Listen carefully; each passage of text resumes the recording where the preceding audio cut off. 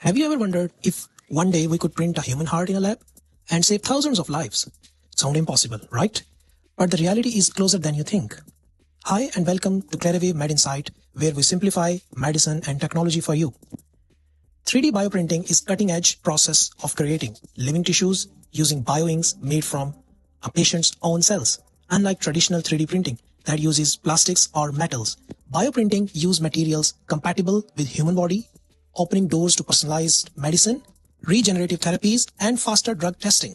So, when it was started, the roots of 3D printing trace back to the 1980s with stereolithography. Bioprinting emerged in early 2000 when researchers first began layering living cells. Since then, we have progressed from printing simple skin tissues to more complex structures like blood vessels and cartilage. And labs worldwide are attempting organ printing. So how it works?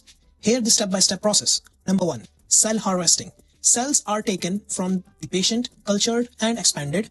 Number 2. Bioink preparation. Cells are mixed with hydrogels and growth factors to create printable material. Number 3. Printing. Using techniques like inkjet extrusion or laser-assisted printing, layers are deposited to form tissues. Number 4. Maturation. Printing tissues are incubated in bioreactors to allow cell growth to grow, connect, and form functional tissue. Number 5. Implementation or testing. Mature tissues are either implanted into patients or used for drug testing and disease modeling.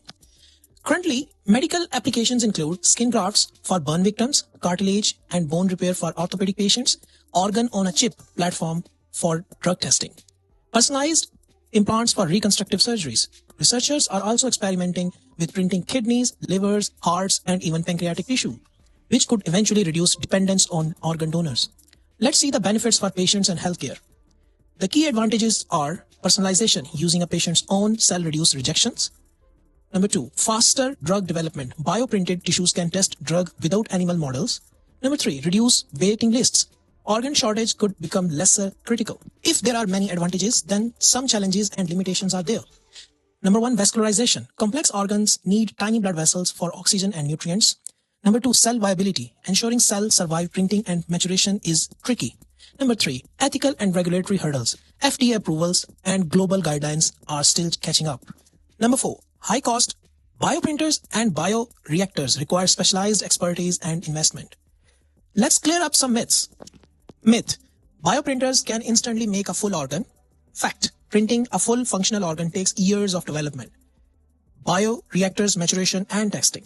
Myth: 3D printing replaces surgeons. Fact: surgeons are crucial and bioprinting complements human expertise. And now, have a look on global impact and future prospects of it. Research hubs in the USA, Europe, and Asia are pushing boundaries. Hospitals are using bioprinted tissues for surgical planning. In the next decade, we could see printed organs for transplantation, personalized cancer treatments, and lab-grown organs for space missions. And here is the question for you. Would you trust a 3D printed organ in your body? Let us know in the comments. We want to hear your thoughts. And in our next video, we will explore digital twins in medicine. How virtual replicas of patients are transforming diagnostics, surgical planning, and personalized treatment. Thanks for watching. Don't forget to like, comment, and subscribe to Clarivate MedInsight for more insight into the future of medicine.